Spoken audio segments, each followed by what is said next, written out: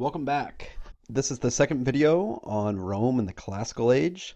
In the last video, we focused on how Rome evolved from a small little city-state with a unique republican form of government into a large empire spanning the entire Mediterranean Sea. After watching this video, you should be able to answer the following questions. How did the Romans unify their empire? In what ways did the Roman culture and society represent a continuity to the past?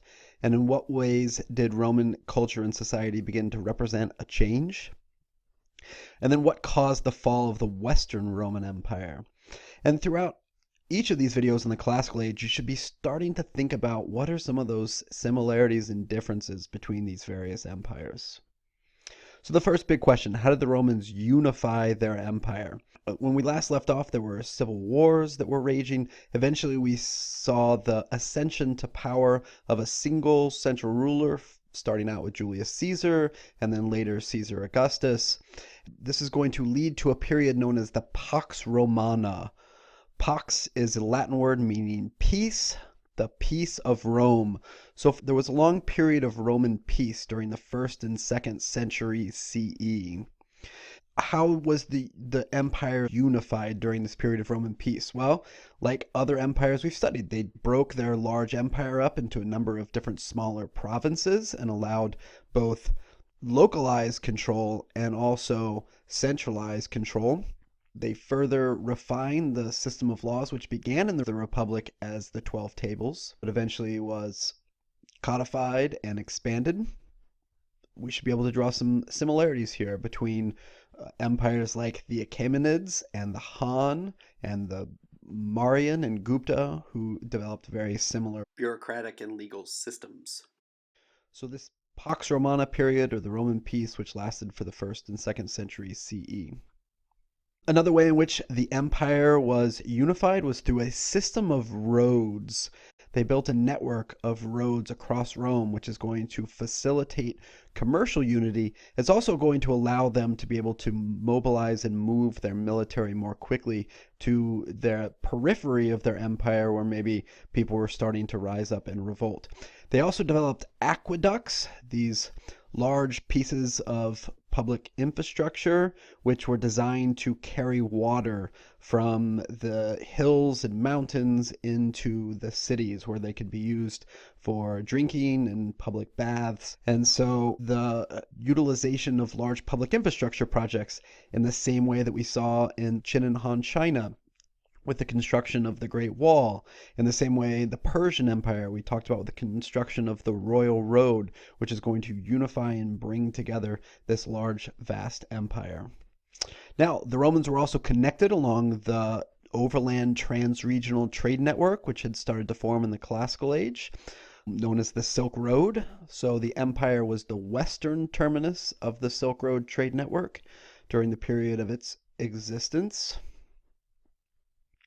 And again, it connected the Romans to peoples like the Arabs, the Indians, the Persians, and the Han Chinese on the eastern terminus.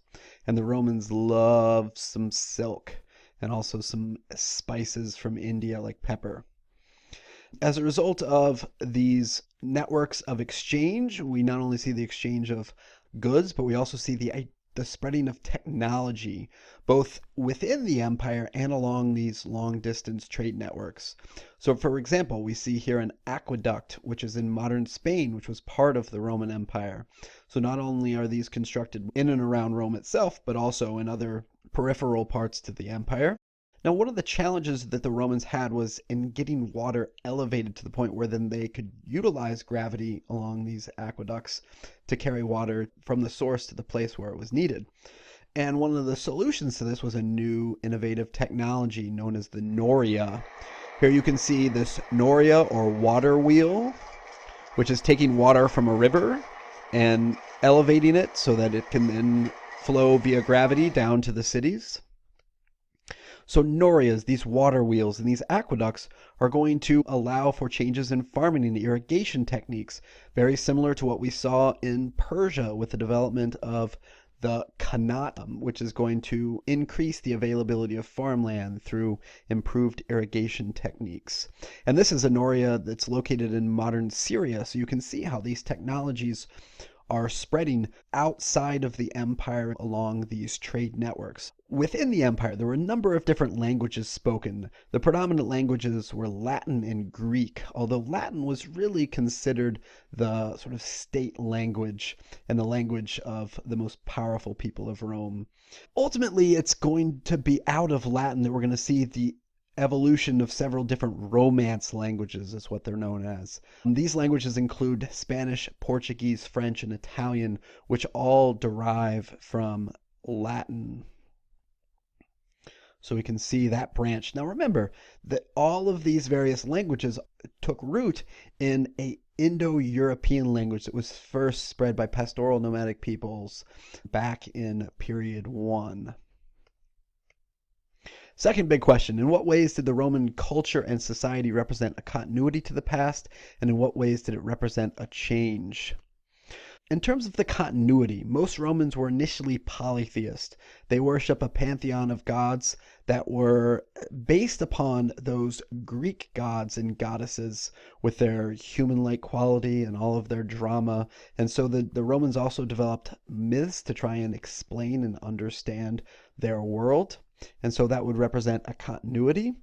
In the Roman province of Judea, a new religion will be born as a result of the teachings of Jesus of Nazareth.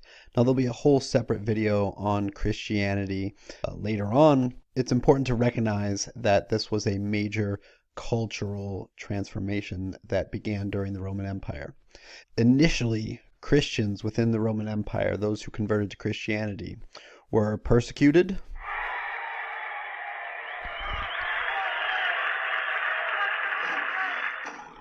They were rounded up and taken to the Colosseum, where they were fed to the lions. So Christians were initially persecuted by the Romans. And then in 312, a major change, the Emperor Constantine converted to Christianity. And as a result, pretty soon nearly every Roman became a Christian. And the way in which this conversion took place, there's different stories, one of which involved Constantine having a dream that he needed to paint the Chi Rho letters on his army's shields, Chi Rho being the first two letters in Christ's name. They then went to battle and won, and Constantine attributed it to divine intervention. Another story goes that he saw this image on the battlefield of a cross in the sky, and realized that it was an omen that he should convert to Christianity. Regardless of how this took place, what's important about this in world history is the impact this would have as a result of the very quick conversion of the Roman population to Christianity. Now, this should sound familiar to you. Remember Ashoka and his conversion to Buddhism during the Mauryan Empire? A lot of similarities can be drawn between Ashoka and the Emperor Constantine. Christianity was especially attractive to the women and poor, and so a lot of the initial conversion, even during the period of persecution, were among those groups. Now, in terms of Roman society, slavery played a huge role in Roman society. About 33% of the population of Rome were slaves. Now, we can compare this to Greek cities like Sparta that had significant amounts of slaves, but we would then be able to contrast that with the Han Dynasty in China, where slavery was only about 1% of the population. So most slaves were prisoners of war, for reasons that we've discussed in previous videos. Many of the slaves in the Roman Empire were being traded from the Black Sea region, so this Slavic region right here, which is actually, they believe, where the name slave comes from. So there was a slave trade that was beginning to form across Europe, bringing slaves both from the Slavic region and also a few from down here in North Africa across the Mediterranean Sea. Now, with such a large slave population, not surprisingly, revolts were very common. For example, a man named Spartacus led a rebellion of slaves who were gladiators, which is oftentimes depicted in Hollywood movies and TV shows. It was eventually crushed by the Roman army, and many of the slaves were considered traitors and put to death through crucifixion, which was the common punishment given out to traitors within the Roman Empire. So this is evidence of a growing division within society between the wealthy and the poor, which ultimately, as we've learned from studying the Han Dynasty, is a cause of the ultimate collapse and fall of the empire. In the Han Dynasty, we talked about a very similar rebellion, the Yellow Turban Rebellion, which leads us to our next question, which is, what were some of those other causes for the fall of the Western Roman Empire? Now, the fall of the Western Roman Empire was caused by both internal and external problems, like we've discussed for other empires. One interesting internal factor was political instability. Within about a 50-year period, you had 22 different emperors, and therefore this was not a particularly desirable job, but all that political instability led to the weakening of the Roman Empire. You also had the outbreak of epidemic diseases, including smallpox, measles, and most particularly the plague, which weakened the empire in the same way that it did the Han Dynasty. And the reason why empires are oftentimes susceptible to epidemic diseases is because they've created conditions to facilitate long-distance trade. And long-distance trade then ultimately brings diseases into their region. Another cause of the decline and collapse of the Roman Empire was deforestation, overexploitation of a resource. They cut down a number of trees, and they didn't replace those trees. This led to problems within the empire as they didn't have enough timber to build. So another factor was that the Roman Empire just simply became too large to administer. There was imperial overreach. I mean, the empire spread across the entire Mediterranean Sea. So in order to solve this problem, in 285 CE, an emperor named Diocletian split the empire into two parts, the East and the West. Now, over time, the wealth within the Roman Empire was increasingly moving to the Eastern Roman Empire.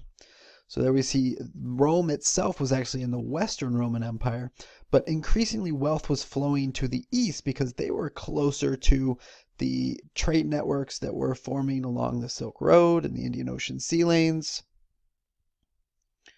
So the empire is going to split between the East and the West in 285 CE.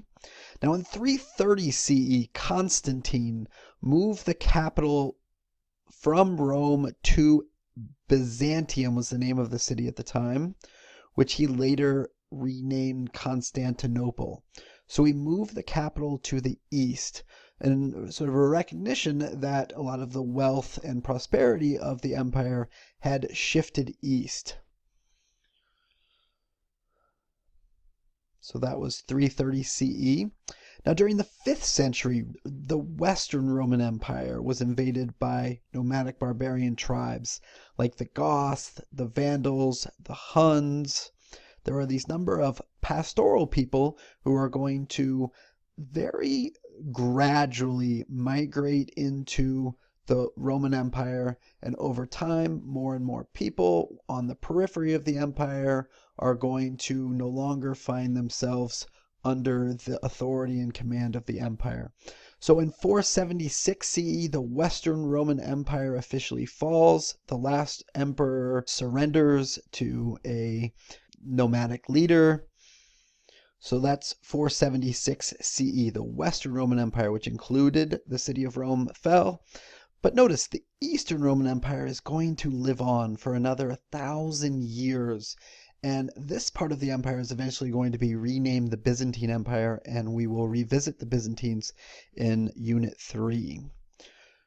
So as a result of watching this video, you should be able to answer these big questions. How did the Romans unify their empire? In what ways did the Roman culture and society represent a continuity to the past? In what ways did it represent a change? And then what caused the collapse and fall of the Western Roman Empire? Thanks for watching.